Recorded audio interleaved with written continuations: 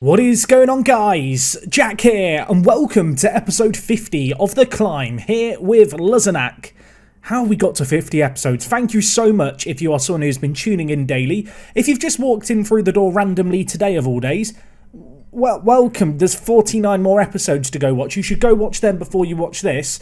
And, today we are wrapping up the end of season number 7? Is it season 7 or season 6? The years have flown by in this save game, haven't they? It is season number 7. How have we got here, everyone? Of course, Football Manager 2021 was announced earlier on this week, so we are now on a bit of a timeline, and there's more pressure than ever, I suppose, to get European football this year. If you're not familiar, FM21 is coming out on the 24th of November. There is usually a beta 2 or 3 weeks before. By my rough maths, we've probably got about 6 weeks to wrap up this series. So ideally, we need European football this year. And we are hopefully going to make some big strides towards that today. We have 2 games left of the year. The first is against the team who are bottom, and the second is against the team who are top. Since we last here, we played 3 matches in all competitions, and they've gone pretty blooming well, and left us in a very good situation. Let's talk about these. It is a double header though today. For those of you who cry out for the double headers, it's your lucky day. So yes, we played 3 matches, the first of which was against Angers, and of course 4 games without a win prior to this one.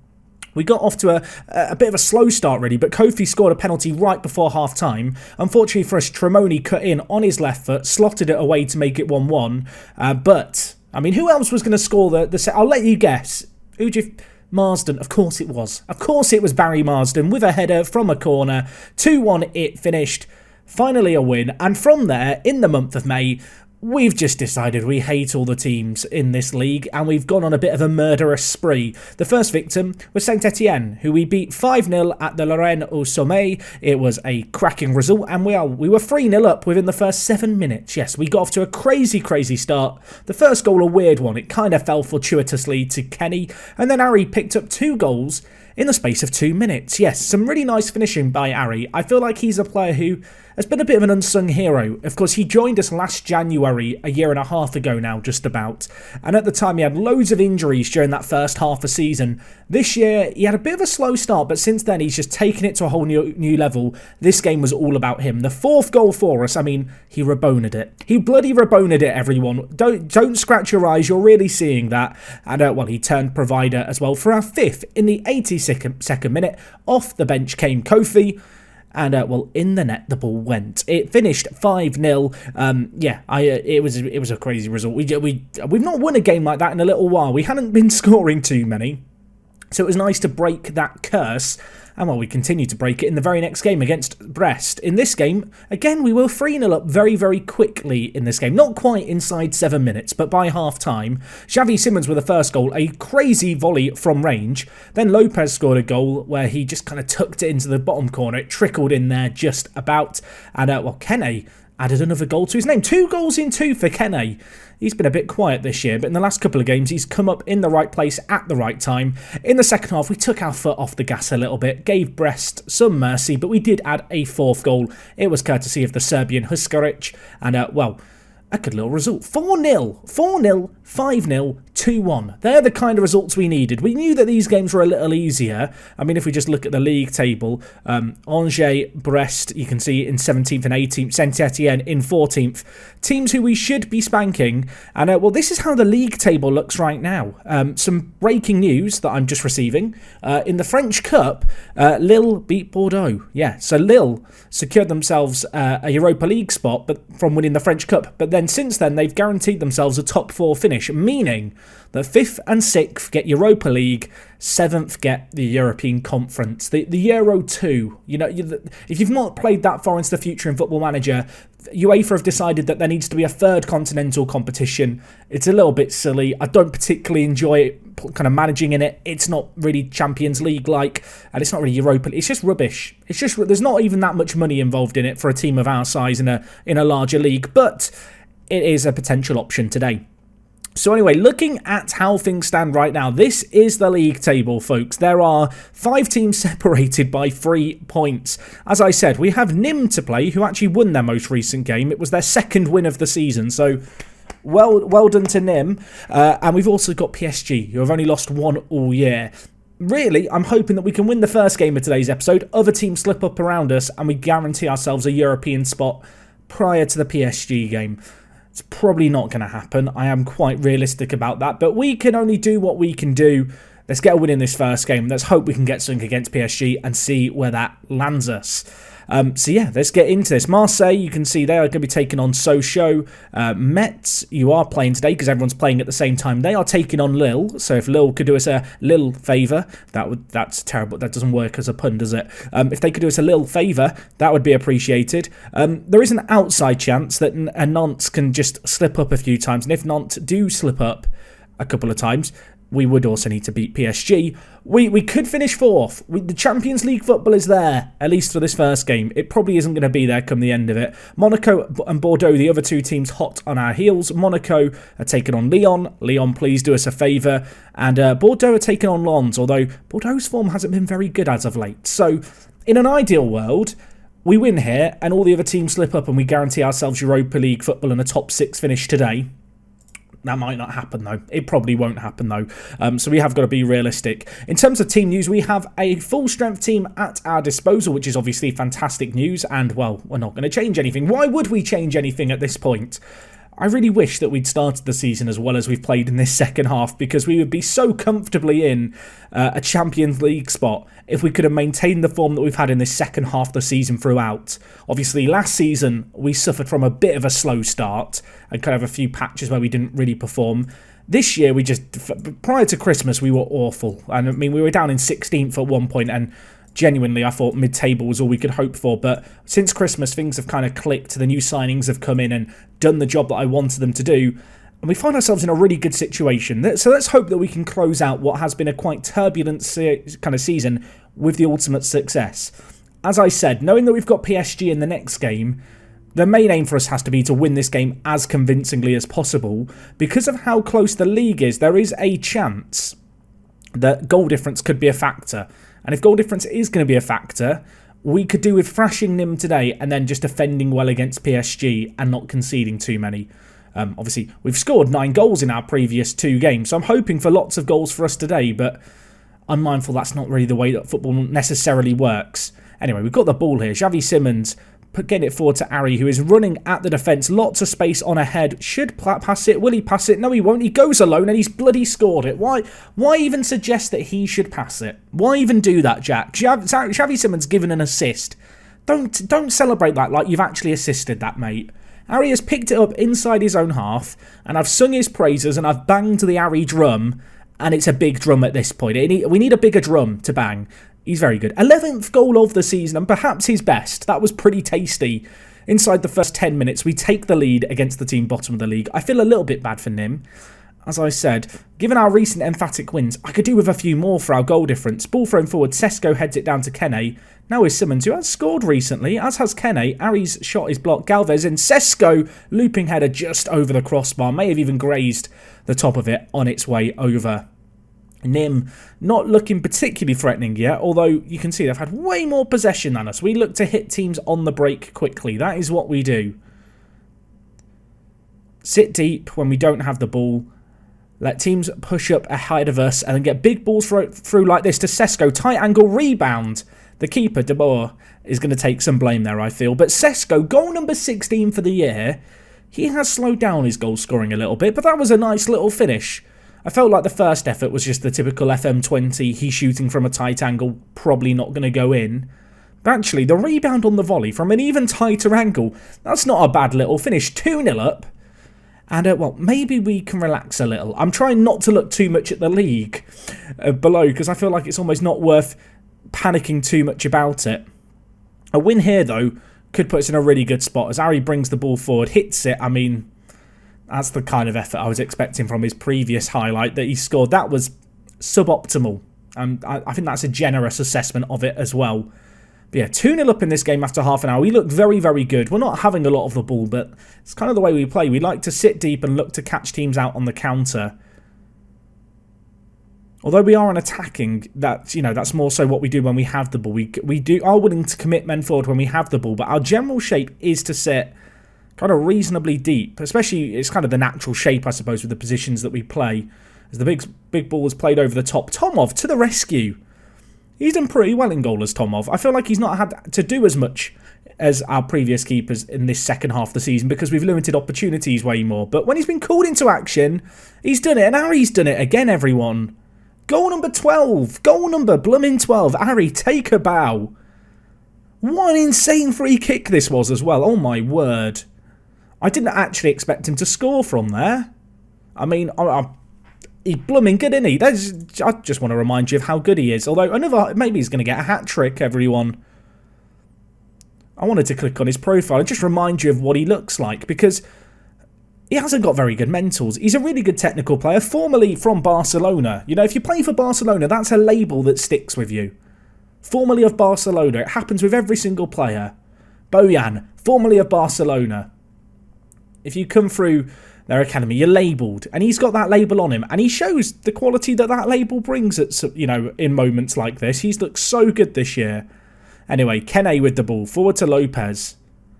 Should go wide here. Does go wide here. Hayden, lots of space to go into for the left back. Options in the middle. Skips past one. Whips it back post. Harry. Yeah, his aerial ability isn't his strong point. Perhaps the easiest chance he's had all game, and he's skied it. Just have a quick peek at him. Here you go. This is what we're working with. Has the bravery of a mouse.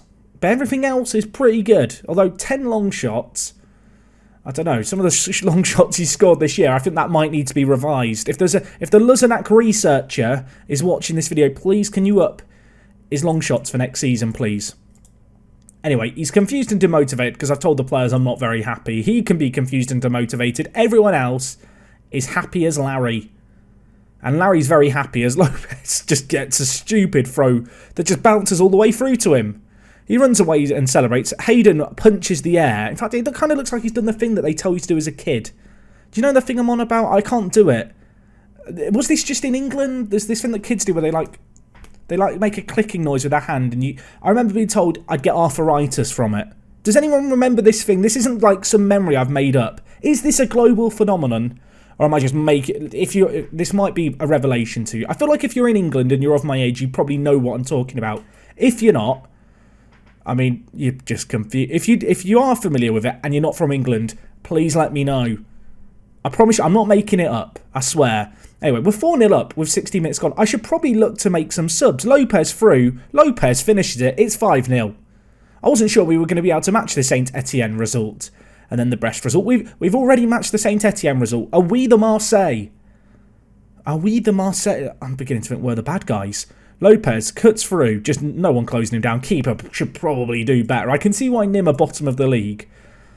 With that in mind, I think I might even take off some of the more important players and protect them. I'm sorry to Ari, because I know you probably wanted to play, mate, but have a rest. Julian Blaze, come on in the wide areas. And you know what? Shall we give a debut to Brahim Abdesamad? Now, you might remember this guy, injury prone, came through a couple of years ago in the academy. I'm actually going to take off Sesko and move Lopez up front.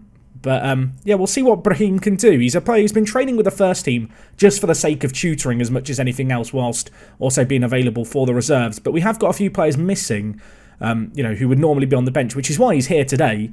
Let's give the youngster a chance. It's going to be Kofi, Blaze and Brahim in the midfield. All homegrown at club. All have come through the academy. A proud moment for Luzenak to have 3 players all playing alongside one another in a midfield. I will say that we are perhaps rushing Brahim a little into the first team here, but we're 5-0 up. I feel like we can afford to rush him in just a little bit here. Anyway, ball forward, Lebombe with it, looking to cut inside, looking to run out of defence. He cuts through everyone. Tomov says no, though. The wonder goal denied. The Bulgarian does not give a hoot. He does not care about the romance of football, of letting a really sexy goal go through. Lebombe there just cuts through and past each and every one of our players. Then Tomov is just there at the end. The end boss of the level, just to deny him. Says game over. Go back to the start of the level. And it remains 5-0 here. Nothing's happening. Nothing is happening. Nothing's going in. Nothing's happening. It finishes 5-0 in our final home game of the season, if I'm not mistaken. Brahim makes his first ever debut. I mean, you only make one debut, I suppose. But his first ever debut, he's made it. You can see what he was doing for the reserve team and why he probably justifies having a chance. Obviously, not much of an opportunity, but we won 5-0. What are we looking... Football Manager? I'm just not going to question it. Right, I'm very happy, but let's move on from that. The cameraman has got lost. The drone has crashed on the roof of the stadium. What happened elsewhere? Monaco slipped up, which is big. Monaco drew against Lyon. Metz beat Lille. Lille, you were meant to save us. You were meant to help us. Nantes won, unfortunately, so we can't get top 4. Marseille could still leapfrog us if they win. Metz could leapfrog us with a draw. In fact, Marseille only need a draw if we lose. Oh, this is going to be tough. We are playing PSG, and it's not going to be easy. I'm just looking at this. Realistically now, who have Metz and Marseille got to play on the last day of the year? If you're playing each other, that would be perfect, but I know that's not what's going to happen. Oh, Metz play Monaco. Oh, no, this could get horrible. This could get horrible because they are playing one another, and look at the goal difference between them. Monaco will know they have to win 2-0 to go ahead of Metz. We might be in a situation where we just need to protect our goal difference, which would be a little bizarre. Marseille, who have you got on the final day? I feel like Marseille at this point are little rivals for us. They've got Bordeaux, who have dropped down to 9th, but away from home, that's not going to be easy for them. Oh my word, it's going to be a crazy end to the season next week. And, well, I say next week like it's going to be in a lifetime. No, it's coming your way in just a minute. We're going to go forward to it. I hope you're ready. Things, I think, are about to get very spicy. Let's do this. Okay, guys, so we are back, and my word, I did not expect the season to be ending like this back in December, but here we are, within touching distance of Europa League football, but it's a mad end to the season, isn't it? There's a crazy number of games that we're going to have to keep an eye on, but realistically, Marseille v Bordeaux and Metz v Monaco are the two that we're particularly interested in, along with our own. Yes, we are taking on a PSG team who have not lost yet this year. It could be a kinder end to the season. Obviously, Champions League football, not an option right now. We will know that a draw in this game is enough to guarantee us a Euro 2 place at the very least. Obviously, I want Europa League football, but I will kind of take what I can get, given what our final game is. In an ideal situation, Monaco beat Metz, Marseille... Actually, Marseille doesn't matter if Monaco beat Metz. You know what? It's one of those end of seasons where there's a load of permutations for what can happen. Realistically, I think we just go into the game against PSG, give it our best, hope that we come through our game with a good result, and that the other games kind of go our way. But realistically, I feel like our fate is largely out of our hands. I feel like realistically today, we go into this game expecting a pounding. Meanwhile, we keep a second kind of glance just firmly fixed on the fixtures that are going on elsewhere in the league. Of course, we played not Monaco. We played PSG on the first day of the season, and we only lost 1-0 way back then. So maybe there is hope. We will get the latest scores up. And obviously the league table shown between highlights. Of course, a win here, and it's nice and simple for us. And we'll have to... I don't know what's just happened. After 40 seconds, we're a goal up against PSG. I mean, maybe all this worrying I'm doing about what's going on elsewhere is just going to be meaningless. Because we know a win here guarantees us a Europa League spot. The ball in, Kene lurking at the back post. Barry Marsden not heading goalwards for once, but a nice finish nevertheless. We find ourselves a goal up. I don't know what to make of that. What's going on elsewhere? Marseille are winning. That is not a good result for us. And Metz and Monaco are still 0-0. Let's get up the league table. Of course, this is going to be factoring in our recent win. Or rather, our current win, as they have an effort that's saved. I will also apologise in advance for the fact that our screen is just going to become a mess of panels around the edge of the pitch. That's when you know you're at the tail end of a Football Manager season. That's when you know stuff is getting real. Monaco beating Metz is big. That is the optimal result there for us as the ball's thrown in. If that result stays as it is, a draw guarantees us a spot in the Europa League. That would guarantee us a top 5 or top 6 finish rather. As Mbappe comes through, please don't say that's a penalty. Please don't. The commentator is saying it looks harsh. The referee is going to review the footage. Don't give it, ref. Do not give it. Do not give it. Please, I'm begging you, ref. Don't do this to me. Not a penalty. We've been a goal ahead for 20 minutes. This never gets given as not a goal or not a penalty, I'm afraid to say, as they do have a penalty. I think once this year in the entirety of Football Manager, I've seen the ref go to a screen and not give it. And yeah, they're going to have a spot here. What's going on, lads? We're all frozen on the spot. Mbappe from the spot. Tomov, the Bulgarian beast from the east. If there ever was a time, Tomov, it's now. He hits it. He goes the right way. I thought he was going to stop it, but unfortunately, it finds the back of the net. And you can now see Marseille, who are beating Bordeaux, are now in 5th, and we are now in 6th. Just as a reminder, 6th place is a Europa League spot. 7th is a Euro 2 spot. 8th place, you get nothing. Although the way the games line up, I think we're almost guaranteed something because of the Monaco and Metz situation, barring us getting absolutely hammered here. Which right now, 1-1 at half time, I don't want to speak too soon as they have a highlight, but 1-1 would be fine. Ari, you're not a wizard, you're a very naughty boy. That's a problem.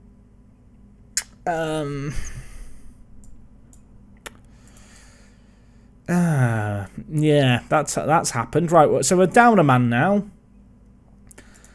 I'm thinking our best option is to ditch the shadow striker and hope that we can just catch them out on the break. So I want to go to cautious and invite a load of pressure. I don't think I do. We'll tell Kene to play a little more supportive. I mean, ultimately, it doesn't really change our game plan that much. I suppose we could go to cautious. We're looking to play much more direct, much higher tempo. When we attack, let's attack narrowly as well. And you can time waste as much as you want, please, boys. For the entirety of the second half, I want us to time waste. The good news is they've not scored from the resulting free kick. The bad news is there's another highlight and there's 15 seconds left and they've got a free kick in a dangerous area. It's taken forward. Keanu Hoover's there and he makes it 2-1. Oh dear. Oh dear. From Wonderland after 50 seconds to being in a sticky situation, to say the least, just 45 minutes later at the break. We're 2-1 down. That's not really the significant thing. The significant thing is we are a man down, ladies and gentlemen. We are in a pickle. And to be honest, when you're taking on PSG, who have lost one game all year with 11 men, it's tough. When you take them on with 10 men, it's tough. The reality now is I think we're staring at this table. And what it may well come down to is Monaco, who are 2-0 up against Metz. We need to hope that Monaco can't overturn a 5-goal difference in this second half, which might seem mental, and in any other game I'd feel fine about it. We're taking on PSG with another 40 minutes left. Oh no, the worst thing is a Monaco win is ideal now. If Metz draw, they would go ahead of us. So Monaco, please win, but don't win by too many because goal difference keeps us above you. Meanwhile, Marseille are doing their own thing. If Marseille, I was going to say Marseille to concede, it would change a lot. It actually wouldn't. If Marseille went down to 1-1 against Bordeaux, they would still be above us on goal difference. Oh no, PSG, don't do this. Don't do this. Simmons gets it away. Hayden doesn't really help it along there, does he? João Cancelo now with Gay Ray. What a name that is. I just want to point out, Gay Ray is not a nickname. That is his actual name, everyone. Joey Veerman has scored. Monaco, don't score too many. Do not score too many. I want to have a look at Gay Ray. I'm curious now. I'm curious. He must be a region, but how good is he if he's getting in this team here? Also, is it this guy? I'm so confused. Oh, they've taken him off. I was well confused. I was like, where? I've not made it up. Fernando Gay Ray. He is a Colombian. He does not have a nickname set. I want to make that explicitly clear. He's not actually played that much for them, although he looks like a bloody good winger. And he has a very cool name, if I might say so myself. Anyway, it's 3-1 here. Monaco only 4 goals behind us now. We just need to hold on. We just need to hold on. Kofi, come on down. Oh my word. What a weird end to the season. Never before have I been so determined not to concede and not really worried about scoring like I have here. Usually, you'll hear me bang the drum of play more attacking, play for the win. Not today. Not today in this situation. We just need to hold on. Marseille have gone a second goal ahead, so Marseille are almost guaranteed Europa League football at this point. As Neymar hits it, Neymar scores it. Oh my word. The goals... There's 3 goals between us and Monaco. Monaco don't score anymore. We still have to defend here. Well, I don't know what the next tiebreaker is either. I don't know what the next tie... Is it results between teams? Because if it is, we've beaten Monaco twice this year. I didn't think to check that. I didn't think to check the tiebreaker. When has the tiebreaker ever been needed beyond goal difference? Hold on, boys. Hold on like you've never held on before. Of course, on the one hand, I don't want Monaco to score a load. On the other hand, if Metz get one back and are close to drawing, that is bad for us as well. So really, stay at 2-0. 2-0 is fine, Monaco. Oh, what a weird end to the season. I think we are about to get through this. I don't want to speak too soon. I think we've got European football, and it's not in a particularly pretty way, but it's in a way that I don't care how we've done it. I don't care how we've done it. I think we have got it. 6th place, 2 points behind Marseille. And yeah, we qualified for the Europa League. On my word, that was not as comfortable as I would like as Ari got sent off. We received £9.28 million, which is big in itself just in terms of prize money. Europa League is big for us as well. And, well, we've built upon last season. After a very, very slow start to the year, we somehow finished 5 points away from Nantes, who qualified for the Champions League. It's worth noting, Lyon finished 25 points behind PSG. PSG are just in a whole class of their own. It's going to be so difficult to close them down in the next few years, but of course we are going to do our utmost. And the big news for us is Europa League football, which is absolutely huge. Simmons and Adriano accept their fines. Are they going to be suspended for the first game of next season? Oh, you know what? I don't even care. I don't even care. We're going to be without a few players for the start of next season, but I could not give a Scooby-Doo. Somehow these players have done it. Somehow they've done it. I'm not sure how they've done it, but we've got 6th. After an absolute disastrous first half of the season, we turned a corner. We went on a really good run kind of over Christmas into the new year. After a bit of a stumble, I suppose, going into April, we steered the ship to safety. Some big, big wins to start this month. And ultimately, this 14-goal swing in the last 3 games is what has got us in this position today. If we had not scored the goals that we scored, even the goals in the game previously, actually, even the goals in today's episode against Nim, although they looked kind of pointless at 5-0 up, if we had won that game only 1-0, we would be in Euro 2 football. And yeah, if we hadn't won as significantly in a few games before that, we could have found ourselves behind Metz even, and in 8th place, so no European football whatsoever. So massive credit to the players for being able to turn it on in the last month, albeit against some of the kind of virtual punching bags, I suppose, of the division, and getting the goals and the results we needed. Anyway, I do want to segue into the traditional end of season bit, but it's not come around yet, so I'm just going to skip forward to that. But crazy end to the season. Let's talk about the plans for next year. Who's in the squad? Who's not?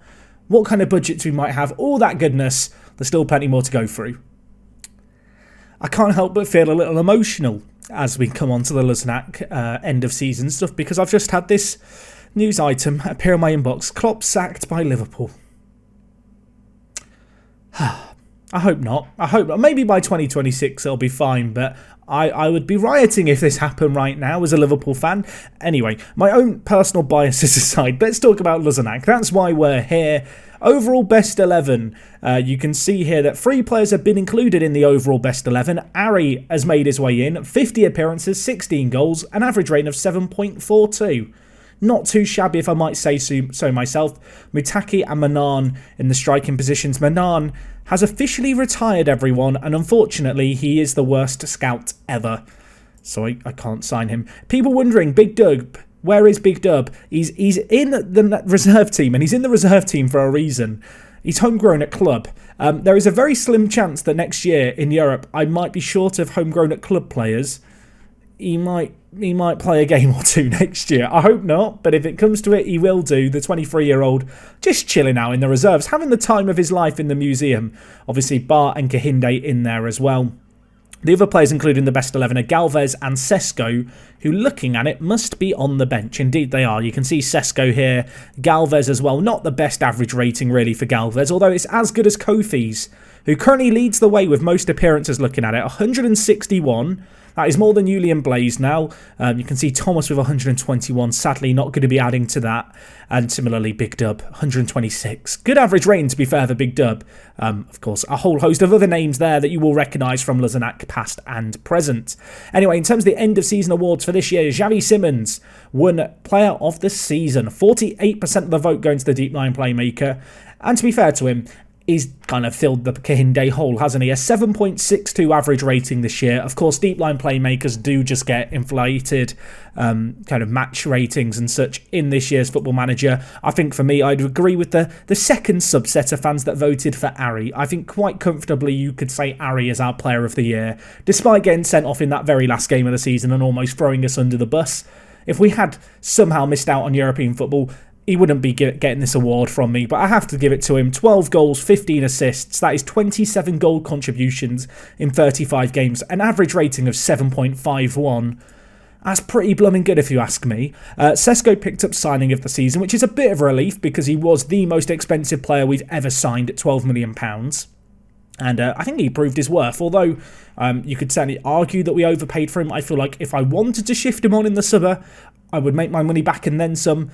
I don't intend to sell him, to be clear. He's been such an important player for us and a very kind of unusual striker. There's not many strikers like this guy, and he really has been important in terms of how we play. So you can see our end-of-season review here. We were predicted to finish down in 11th. We've ended up finishing 6th. Moment to forget, Marseille v Luzenac. I mean, I wish I could bloom and forget it. Moment to, well, reminisce about the win against Metz. I can think of a few better results than that one, but I'll take it. Of course, we did go out in the Coupe de France. I've kind of swept that under the rug, I feel like, but losing to a team a league below us is not acceptable. You can see our league position history for the year. We were down in 15th once upon a time, but a slow and steady recovery has seen us climb all the way up and end up finishing 6th, which, as far as I'm concerned, is a massively successful season. Anyway, what are the boards saying for the future? So obviously in the Europa League for the first time, they want us to qualify for the Euro 2 next year through the league, so that is a top 7 finish. They want us to reach the second knockout round as a minimum expectation. That is a pretty lofty goal, if I might say so myself. You can see a few other kind of things here that I don't think are new. I'm still not a massive fan of the selling players on for profit, but we've kind of been doing it indirectly.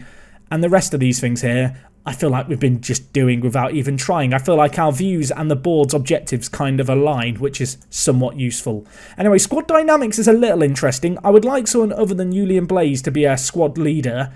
I do feel like the likes of Xavi Simons are probably likely to fill that void, as well as Lopez and potentially even Ari. They are obviously new additions this year that have climbed up the ranks.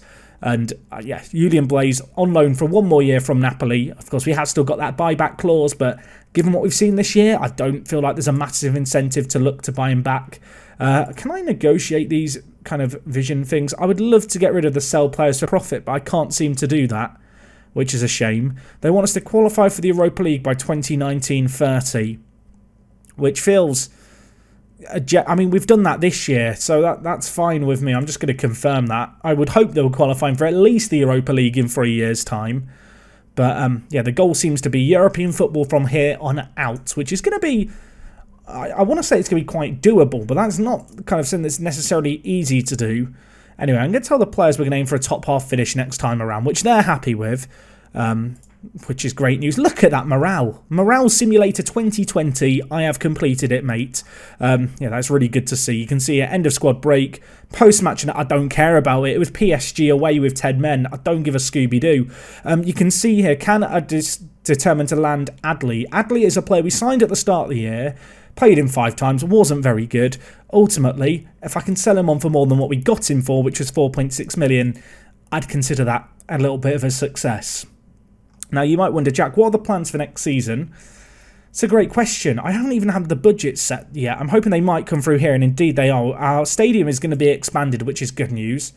We're going to add 1,250 seats for £2 million. That's a lot of money, but that's all going to happen over the summer, which I suppose is good. The budgets for next season, transfer budget of 7 million, a wage budget of 625k. Where does that leave us right now? That leaves us with a little bit of money to play with, not a huge amount. If I wanted to spend big, I'm probably looking at having to sell on some players, although a 30% of transfer revenue being available is not optimal. Can I ask for a bit more of that? Can I have some more, please, sir? Please, sir, let me have some more. Please, sir. Thank you. He's going to give me 50%, isn't he? And I'm still not going to be happy. 45%, you tight bugger, Christoph Rodriguez. Are you... That's just 40... I mean, it's not even worth selling anyone at that price, is it? Although, to be fair, when I look at the team for this coming year, I can't say selling players is top of my list of things to do. I feel like right now we've got a really settled 11, and a settled 11 that I'm pretty content with. If we just remove all the subs... If you were going to look at our starting 11 objectively, where would I realistically want to strengthen? You know what the bizarre thing is? I don't think there's an area of the pitch I necessarily need to sign anyone in. Is that weird to suggest that? I just feel like this is the team that from January onwards had the form of a team that could finish top 4. Most of the players are young, so they're just going to continue to develop. In fact, if we look at the team here, you know, all the players are kind of in their very early 20s for the most part. I would almost feel quite content just leaving things for a year. Maybe I just look for 1 or 2 really kind of standout players. Honestly, I feel like I could sell on a few of the players who just haven't played a great deal this year because our squad is a little bit too big. I say all of that. Of course, we're going to be in Europe for the first time next year, so maybe squad depth does become a little more important for us. There's certainly a few players like Pelissard, like Ramiro Enrique, who, you know what, we signed this guy last year for 2.3 million as coverage. He's not really played for us. If I could sell him for 2.3 million, I'd be quite content. Pelissard as well didn't play for us much this year. It's a bit of a shame because I've got all these French players who I kind of brought in to be backups, but most of them have either been given opportunities and not performed or have just complained about the lack of opportunities they've been given. It's a weird year though, for sure. As I said, for me, Ari would be my player of the season quite comfortably. I think in terms of most improved player, I'd probably give it to Marlon Adriano, and that's simply off the basis of the start of the year I loaned him out in Brazil. He came back from his loan, and he ended up being just a signing that really galvanised things, a player who really tightened things up at the back, and as you can see here, has just continued to improve throughout the season. So he would be my most improved player. I think signing of the year, I'd probably give to Sesko as well. 16 goals, 5 assists, 21 goal contributions is pretty good for him, and he came in with a big price tag on his head on deadline day, and he definitely made a difference. We definitely wouldn't find ourselves in the position we do right now without his contribution. So, yeah, for me, he has definitely got to be in contention if we're talking about kind of signings of the year. I think Xavi Simons, you know what, as a deep line playmaker, you kind of get, I think, an unfair critique on you because the average rating's always a bit inflated. But actually, just ignoring the average rating, what he brought to the team, I thought he was always very, very good. He was very, very capable of knocking the ball around. So many highlights that you'd see in episodes and indeed off episodes when I'm playing through all the games. He was just at the heartbeat of so many attacks, pinging balls from left, right and centre. And for a player who last year was on loan in this division and got relegated with a 6.84 average rating, to have that level of improvement over the course of a year is massive. And that is an average rating that crept up and up and up as the season went on. He was only getting better. And I feel like him, and even Kene at the back, who's just developed superbly, they've got an understanding, and their two playstyles are so complementary for the roles that we play them within, that they're just two players that you can't really ignore the significance of. As I said, I kind of look at the team, I almost feel like I could get away without signing anyone. If anything, you know, I added too much squad depth this year, but that may even benefit us going into the Europa League this year, because I can probably move on 1 or 2 players and still have enough squad depth. Obviously, players like Olawale, just no point in selling him whatsoever. He is going to be a fantastic option to have on the bench, particularly because he's very nearly picked up the art of playing centre-back now. He's now a competent centre-back, so he can easily slot in on the bench as kind of one of our better players. Obviously, you've still got the likes of Serra, who can play left-back and right-back. If Kene learns to play centre-back, certainly Serra could probably find himself on the bench.